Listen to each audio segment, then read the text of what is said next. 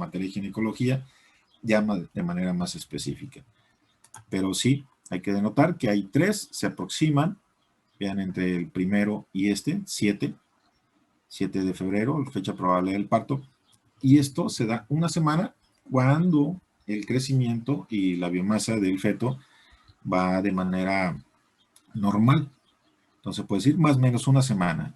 Si se ve por ahí algo que hay un problemita en cuanto a la disminución, sobre todo la disminución del peso y crecimiento, porque son malos factores que restringen el crecimiento y el peso, que los aumentan.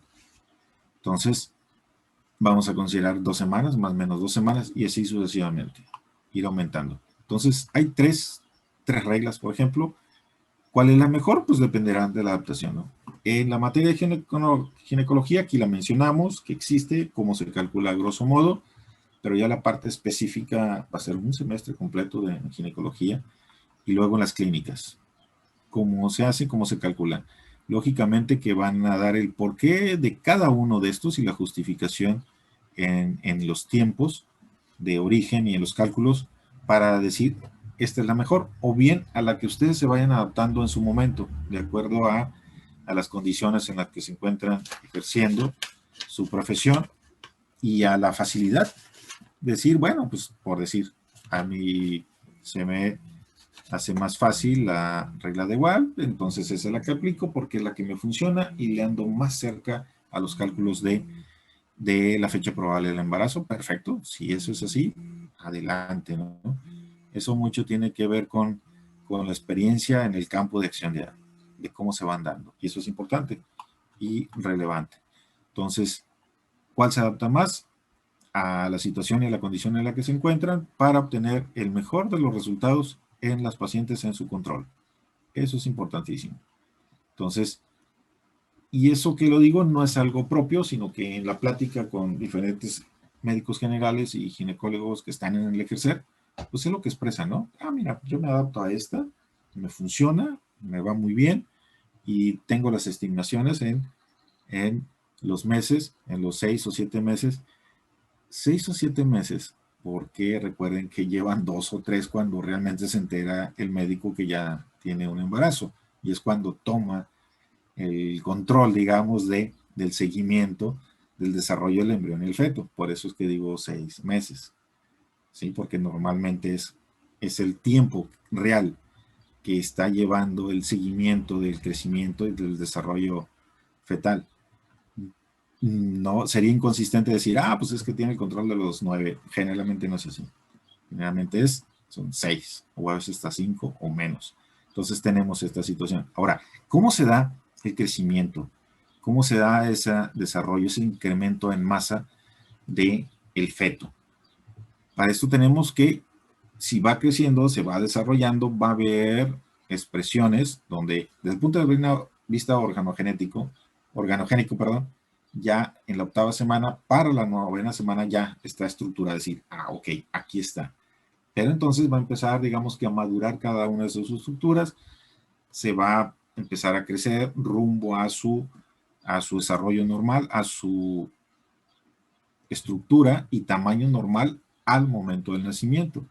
Por ejemplo, si tenemos la proporción craneal con respecto a la semana 8-9, entonces es muy diferente. Al inicio, en la 9 del desarrollo fetal, pues la proporción en cuanto al cuerpo y la parte craneal, pues es muy distinta, ¿no? Prácticamente la parte craneal es mucho más grande que lo que es el cuerpo.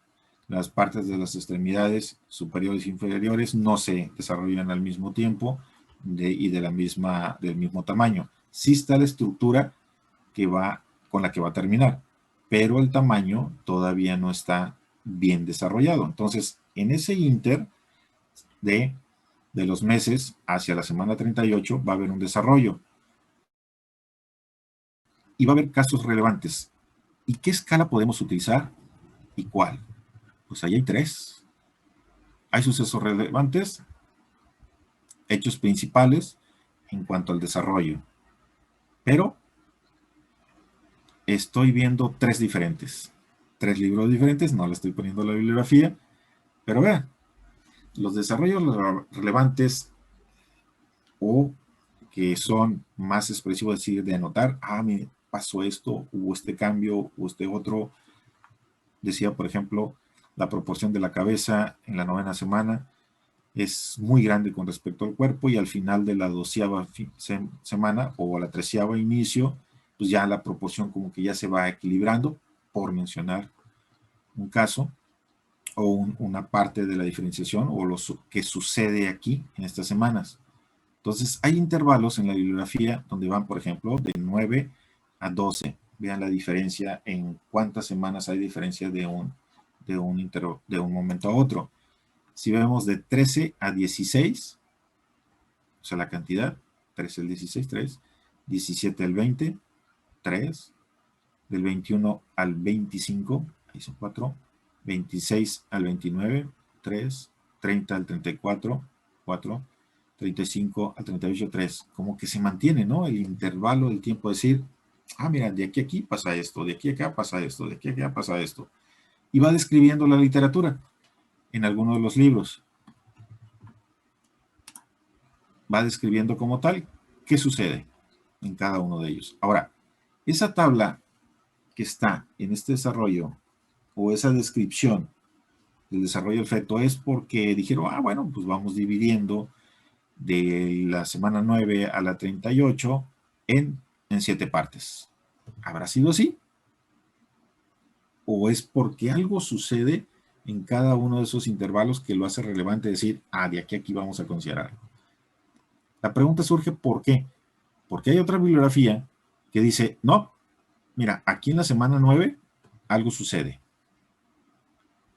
Muy distinto a la semana 10 y 13.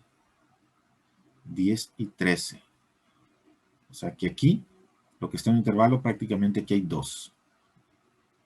Aquí uno único, luego de 10 a 13, pues hay 3, de 4 al 16, solo aquí en 2 semanas, o bien la 14ª, 15ª y 16, más bien en 3, algo sucede. Y luego 17-20, aquí sí coincide con la anterior, y luego 21-25, vean el intervalo que hay del 21 al 25, se incrementa con respecto al anterior, luego 36-30, o sea, ese intervalo, pero luego más aún, del 31 al 38, ¿ven la diferencia? 35, 38, 31, 38, ¿aquí los agrupó o qué pasó? ¿O es irrelevante lo que está sucediendo que permite que solo lo pueda denotar entre semana 31 y 38 con respecto a este? O sea, ¿cuál es la característica que describe en esos dos? O bien, ¿qué tan relevante es de uno o de otro para decir, bueno, tiene razón, ¿no? Entre el 31 y el 38 ahí se da a denotar. O bien, el 31 y 38 lo que hizo fue juntar estos dos. Estos dos que acá el anterior lo tiene separado. ¿Sí lo ven? Aquí 31, 38 está en un pequeño intervalo que acá son 2. Y aún así tiene 1, 2, 3, 4, 5, 6, 7. 1, 2, 3, 4, 5, 6, 7. O sea, tienen 7 intervalos, pero no coinciden las semanas. ¿Qué estará pasando ahí? ¿A qué se deberá? ¿Cuál puede ser la razón? ¿Qué hay ahí descrito? No me acuerdo, se me olvida. En estas dos bibliografías, que ustedes las tienen de hecho. Pero vamos a un tercero. De 9 a 12 coincide con el primero, del 13 al 16 coincide con el primero, del 17 al 20 coincide con el primero, del 21 al 24 más o menos coincide con el primero, pero luego del 25 al 28 aquí lo reduce. O bien lo pone antes incluso, una semana antes. Si vamos al otro, 29, 32, 28, 29, 32, ya es muy diferente, incluso con los dos. 33 al 36 ya es diferente a los dos. Y ya ni se diga en la última semana. Algo sucede entre esas 2 semanas, 37 y 38, que los hace diferentes de decir, esto que sucedió aquí es relevante, por lo tanto, se describe solo y únicamente en algo particular que sucede en la semana 37 y 38. Entonces tenemos aquí 1, 2, 3, 4, 5, 6, 7 y un octavo. Un intervalo más con respecto a los anteriores. ¿Qué sucede? ¿Qué puede estar sucediendo? No quiero las respuestas ahorita, pero sí para mañana, porque esta es la tarea de mañana. Esto lo tienen en sus libros, no le puse la bibliografía, hay que buscarlos, pero tienen los 3 intervalos. Yo se los pongo aquí, bueno, lo tenemos en una gráfica con estas características, de decir, bueno, aquí hay un análisis de tendencia en cuanto a las semanas de desarrollo, pero los intervalos no son los mismos, son diferentes. Entonces, ¿qué sucede en los intervalos? No que se aprendan de memoria qué sucede en cada uno, no estamos para eso, sino que de lo más relevante, qué es lo que está sucediendo en cada uno de ellos, lo más relevante, insisto, que los hace diferentes, o bien a ustedes a criterio muy personal, ¿cuál creen que sea mejor para describir ese periodo fetal? Si son en la primera, en la segunda o en la tercera. Y eso lo discutimos el día de mañana. Prácticamente va a ser lo que vamos a hacer el día de mañana en cuanto a la discusión. Entonces, la participación debe ser lo más homogénea posible. Yo sé que siempre es heterogénea, pero lo más homogénea. O sea, leer estos 3 eventos, 3 bibliografías diferentes y discutamos de qué se trata cada uno de ellos. Y, por ejemplo, el más contrastante es 31, 38 y este 37, 38. O sea, es muy, muy diferente esta escala, o este intervalo, perdón, a este otro intervalo. ¿Por qué tanta la diferencia? Y también en un análisis particular, ¿ustedes qué opinan, no? Si está bien, está mal, de acuerdo. Y esto con el sentido de que vayamos empezando, si no lo han hecho, a razonar. O sea, decir, bueno, esto me interesa más o este es el que yo voy a considerar más en los aspectos. Ahora bien, de todo esto, lo que sí influye y hemos estado platicando desde el inicio del semestre, cuando veíamos la incidencia de los factores o de los diferentes factores que modifican o alteran la reproducción, el desarrollo embrionario y fetal. Pero inicialmente hablábamos de los embriones. Ahora ya estamos en el periodo fetal, pero no hace la diferencia en cuanto a los factores de origen. Y para esto, el comportamiento, independientemente de cada escala que utilicemos, hay algo que va a influir en el peso y en el crecimiento. Y lo hemos descrito, pero tenemos que insistir sobre esto. Tabaquismo, embarazos múltiples, casi no lo habíamos puesto, o lo mencioné por ahí en un momento, creo que en una sola ocasión, y el consumo de alcohol y drogas, sobre todo estos 2 extremos. Tabaquismo es en la resultante común encontrar que entre las últimas semanas, o sea, próximas al 38, o a la semana 38, en las últimas 6 u 8 semanas del embarazo, siempre hay un decremento en el peso del feto, por debajo de lo normal, puede ser de 200 gramos o hasta más. Pueden decir, bueno, ¿es poquito? No es poquito. Para el desarrollo y el crecimiento normal de un feto o bien al nacimiento ya un bebé, puede tener complicaciones médicas. Entonces, el tabaquismo es un problema para el embarazo.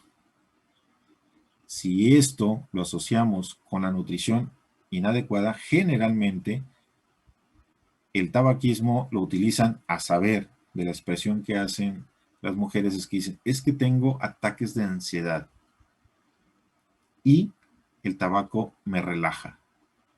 Pero están pensando propiamente en su persona, no en lo que traen en el vientre. Se les olvida que están en un proceso de embarazo, que hay un desarrollo que se está formando, se está estructurando, y lo que consuma, prácticamente todo lo que consuma la madre, se va a reflejar en su feto. Este es un problema. Y muchas veces esa ansiedad que la que expresan se asocia con nutrición inadecuada. Ese es un problema real.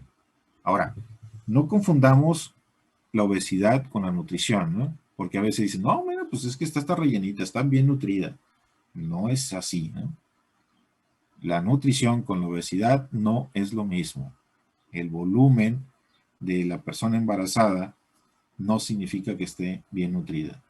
Ojo con eso, no generar una confusión. Si estamos hablando de embarazos múltiples, cuando es único, bien, se está nutriendo la mamá y eso está abasteciendo los requerimientos de metabólicos del feto y está perfecto. O bien, si está en condiciones normales. Pero cuando tiene dos o más, pues resulta que la fuente es la misma. ¿Sí? Va a atravesar por la placenta y va a nutrir, pero no a uno, va a nutrir a dos o tres o más. Entonces, eso ya trae alguna complicación negativa. Imagínense si está nutriéndose de manera natural, pero ahora va a abastecer a dos, va a nutrir a dos productos, o sea que está superando el aporte nutricional que puede atravesar esa placenta.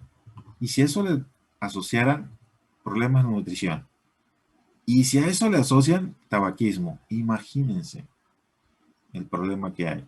Ahora, en México es una realidad esto. Embarazos múltiples es muy común tener cuates o gemelos, decimos, y asociados muchas veces con la mala nutrición y a veces también asociados con el consumo de tabaquismo. Pero hay todavía más un problema más fuerte: consumo de alcohol y drogas. Supongamos que no tienen embarazo múltiple, supongamos que no tienen tabaquismo, aunque las personas que consumen alcohol y drogas generalmente está asociado con tabaquismo. Entonces, los lactantes están consumiendo o están prácticamente absorbiendo el consumo del alcohol y las drogas. Entonces, esto se refleja en algo que en los libros van a encontrar como RCIU, que no es otra cosa más que la restricción del crecimiento intrauterino, o sea, el crecimiento del feto. Se encuentra limitado. Entonces, hay algo que se denomina, por ejemplo, síndrome alcohólico fetal, que viene del consumo de alcohol. Dice, no, es que yo soy un consumidor social. Independientemente de la justificación del estatus social en que se encuentran, de que si soy social, que si soy eventual, que están consumiendo alcohol. Y eso repercute de manera negativa en el crecimiento del feto. Sin mayor concentración de alcohol, no me refiero al volumen, sino la concentración de alcohol en lo que están bebiendo, pues mayor es el efecto negativo sobre el feto. En el caso de las drogas, marihuana y otras drogas, por ejemplo, aquí está cocaína, pero aquí podemos poner cocaína, heroína, metafetaminas, fentanilo. Hay una cantidad considerable, desgraciadamente. Todos ellos repercuten en el crecimiento, o bien en la restricción del crecimiento intrauterino. Pero también se dan otras complicaciones. Esto es un problema, jóvenes. Un problema, y sobre todo en los estudiantes. Aquí voy a hacer un paréntesis sobre qué es la realidad. Muchas veces nos vamos a lo oficial, y lo oficial, o sea, la información que se plasma en un documento y se publica, dista mucho de la realidad. Mucho. Y en este sentido, no es por balconearlos, pero hay que decirlo. Los estudiantes consumen drogas. Siempre dicen que no, por supuesto, ¿no? Siempre lo van a negar. Un borracho, aunque esté todo alcoholizado, y le pregunto a uno, ¿y andas ebrio? Pues no. Y apenas habla y todo y dice que no. Entonces, Sí, los estudiantes. Entonces, una de las situaciones penosas, pero que tenemos que ventilar. Nosotros nos enteramos de alguna manera u otra que los estudiantes, no es, sí, los estudiantes consumen drogas, los he visto, les hemos llamado la atención y todo.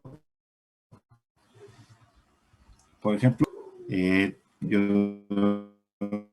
no tenía mi vehículo a la mano, agarré un Uber, un día festivo, digo, un día después de un día festivo, facultad, a la que ustedes todavía no la conocen, ¿verdad? Entonces, Los- a la facultad. ya la Pues los conocen, que entregaron papeles sí, pero yo, por ejemplo, agarré ficha hasta la segunda, entonces no la conozco. no la conoce, fíjese. Bueno, la van a conocer, espero pronto ya conocerla toda, ojalá. Entonces, yo me subo en un Uber y ya me dirijo hacia, y resultó que conocido. Y digo, oye, pues cómo te está bien, cómo te está yendo, digo, no a esa universidad, sino a otra institución, y cómo te va, y todo, no, pues muy bien, y todo. A mí me ubicaba en otra institución. ¿Y cómo te fue? No, pues excelente. Me acosté bien tarde y bien fumigado, que no, me andaba más drogado que los que anduve moviendo. ¿Cómo? No, sí, sí, pues están tremendos los chamacos estos. Lástima, pues son estudiantes y no ven las cosas con realidad. Ahora, el estudiante sí, sí, se bien drogos y de todo. Y hasta yo terminé, dice, me tuve que ir, dice, suspendí el trabajo de Uber. Ya mal, me dolía la cabeza y todo, dice, yo no le hago esas cosas y pues me estaba alterando. Entonces, en la pregunta lógica, oye, ¿de dónde era?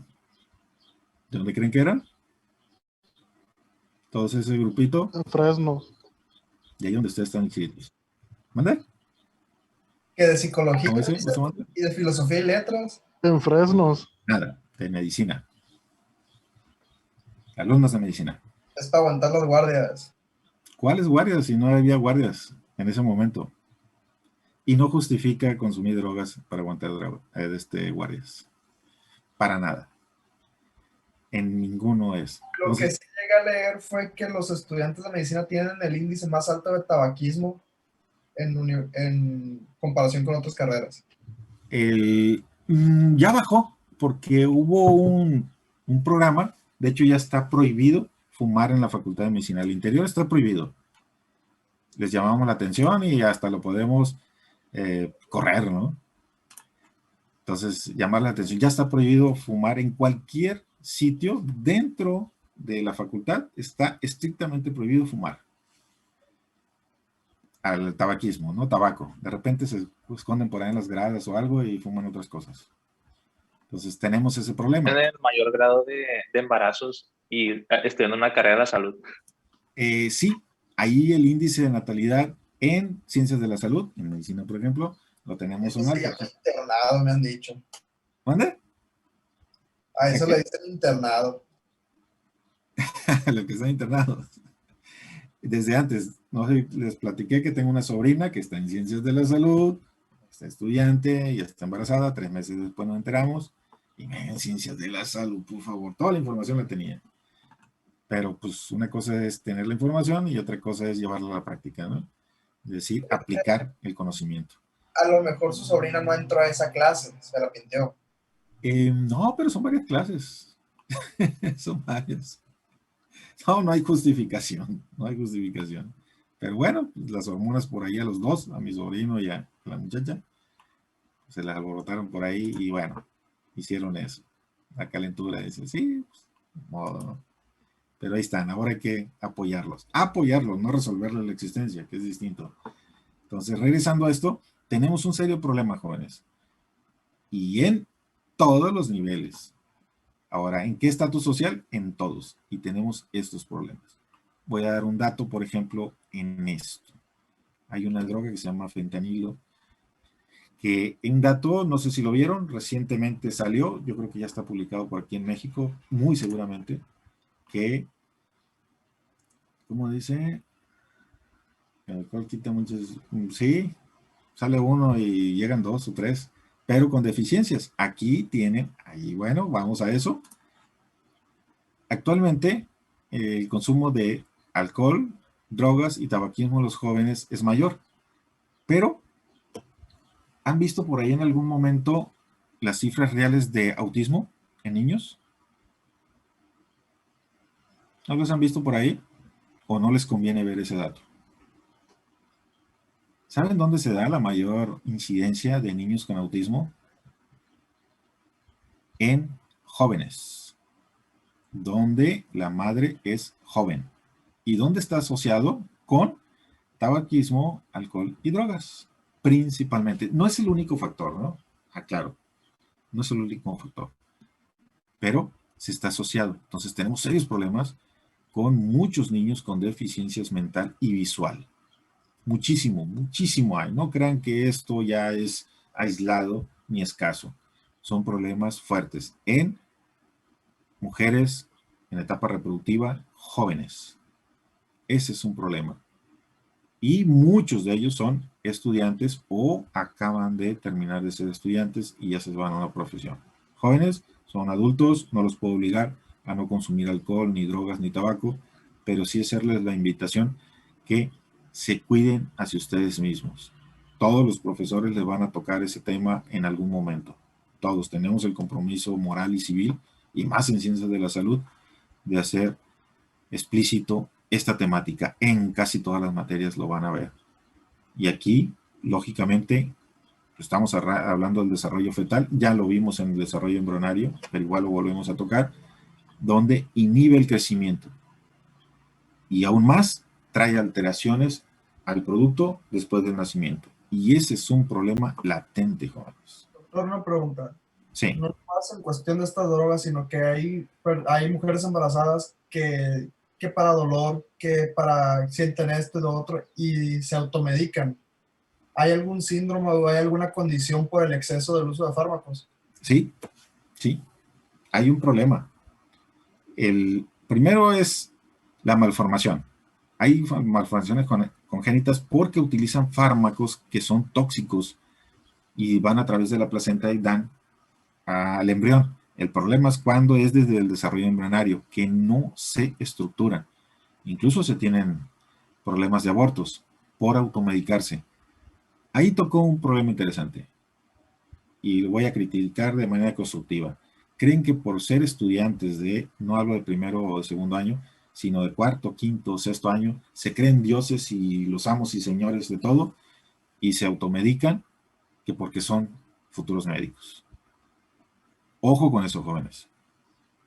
Se creen que porque tener el poder de una receta, aunque sea medicamento controlado, ya pueden consumirlos. Ojo con eso, hombres y mujeres. Digo los hombres porque dañan sus espermatozoides o modifican la estructura cromosómica de los espermatozoides y luego ahí se refleja de manera negativa cuando fecundan el óvulo. Y ese es un problema. No necesariamente tiene que ser la mujer. También viene el problema desde el hombre, desde la alteración cromosómica de los espermatozoides. Entonces, ese uso inapropiado de los fármacos trae un reflejo negativo. Y luego viene la clásica expresión del mexicano, es que no lo hubiera hecho, es que hubiera hecho lo correcto, es que mil pretextos. Los mexicanos somos especialistas en inventar los pretextos, ¿no? No inventados, ya están, pero los queremos aplicar y justificarnos. Al final de cuentas, las drogas, los fármacos, van ahí. Esto de las drogas son las legales y las ilegales o semi-legales. Las semi-legales me refiero a las que son controladas, entre comillas, controladas, porque luego tienen acceso a recetas ustedes y se automedican sin saber exactamente qué es lo que puede suceder. A veces no saben o a veces lo saben, pero les vale. Entonces tenemos ese problema en las nuevas generaciones. No es nuevo, pero ahora es más frecuente. Entonces, ojo jóvenes, cuídense mucho, piensen en el futuro de ustedes mismos. Tener niños autistas, pues es la atención más todavía que un niño normal. Y autistas en diferente grado, ¿no? No todos tienen la misma expresión de autismo. Tienen de diferente nivel y la expresión es diferente. Entonces las atenciones son diferentes. Si a esto le pueden asociar malformaciones, que son producto del exceso del tabaquismo, o bien no necesariamente con el embarazo múltiple, aunque el embarazo múltiple, uno de ellos, al menos, trae una deficiencia. Y generalmente es neural, generalmente, y visual. Entonces, el consumo de alcohol y las drogas siempre se están reflejando de manera negativa.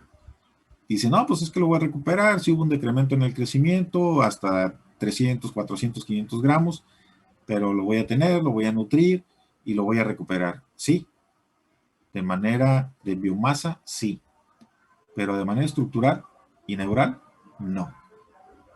Y ahí hay problemas. Hay factores además, por ejemplo, a una tía eso sí le pasó, que en su embarazo, A ver, pero es que van pasando los de, ¿qué? Del gas, parece. No sé si lo escuchen. Está bien fuerte. Ahí está. Otra vez, César. a la par también, le pasó a una tía mía que cuando en su cuarto embarazo desarrolló diabetes y al niño le detectaron cierto tipo de retraso. Sí, Como no sé, efectivamente. retraso, me parece que es un tipo de dislexia o es un síndrome, no recuerdo exactamente cuál, pero durante su cuarto embarazo desarrolló un tipo de diabetes y el niño fue el que se vio afectado. Sí, diabetes gestacional. Exactamente. Sí, sucede eso. Y eso, dijo el cuarto parto, es porque la tendencia general del mexicano es que a mayor edad, mayor probabilidad es de tener diabetes. ¿Por qué? Por lo que consumimos. Aunque, desgraciadamente, antes era más elevada la edad, ahora es más baja. Jóvenes de 18, 19 años ya son diabéticos o prediabéticos.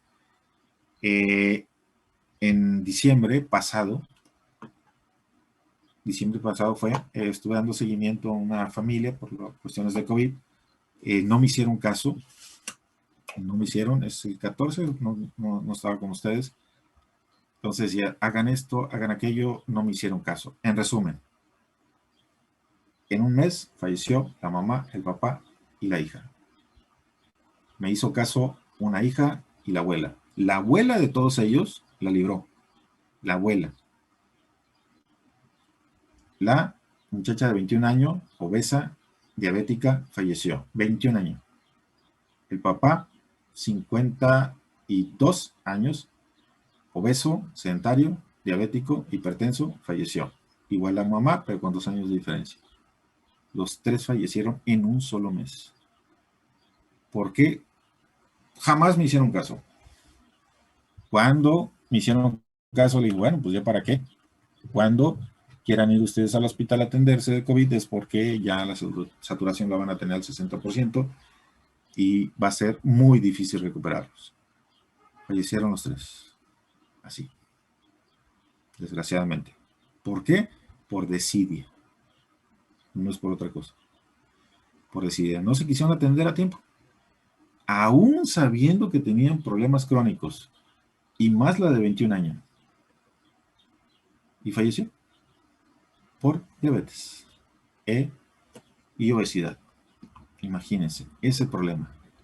Y sumando lo que dice y comenta César, tenemos alteraciones del flujo sanguíneo y los factores genéticos que lógicamente se reflejan en el crecimiento.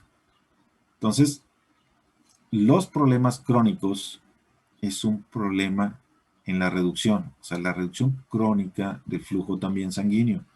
O vaya, si tenemos mujeres que tienen problemas de hipotensión materna intensa y nefropatía, es un problema. ¿Por qué? Porque la presión arterial, la presión, el flujo sanguíneo tiene que ser constante.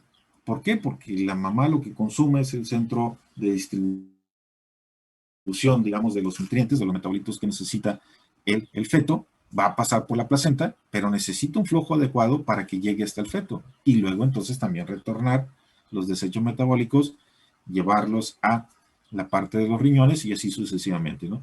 Pero cuando hay una hipotensión, o sea, está bajo, muy bajo, el flujo, hay un problema, hay una restricción en el crecimiento intrauterino de los fetos.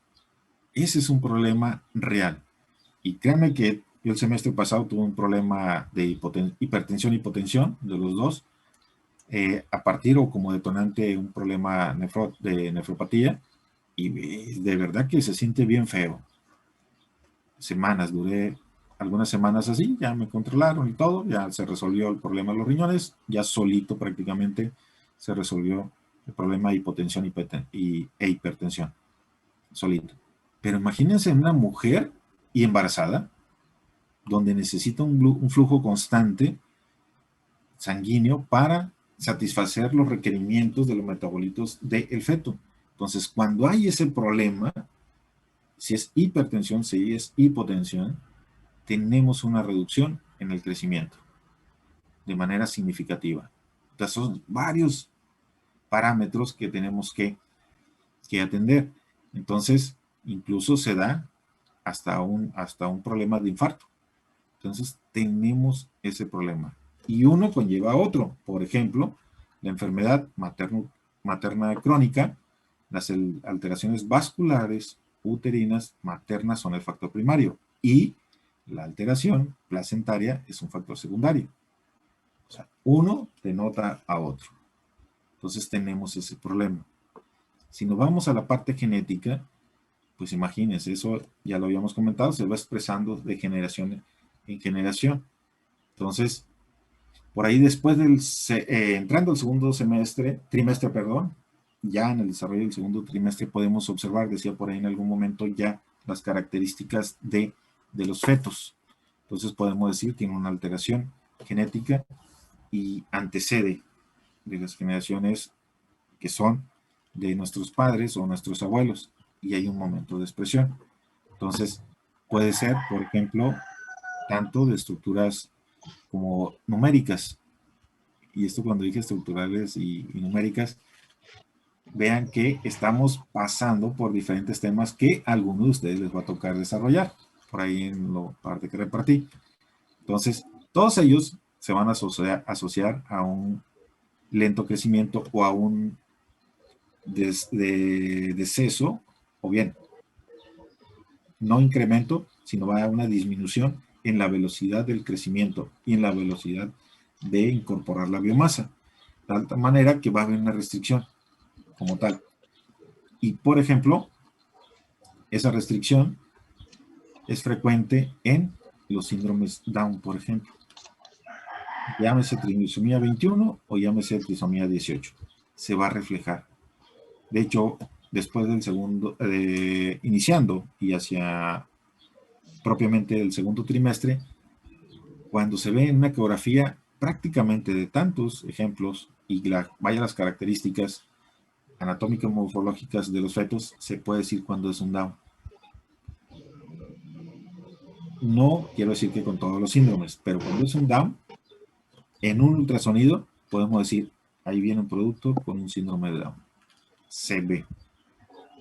No sé si han visto ustedes en grupos a los niños Down, o sea, juntos, verlos varios al mismo tiempo.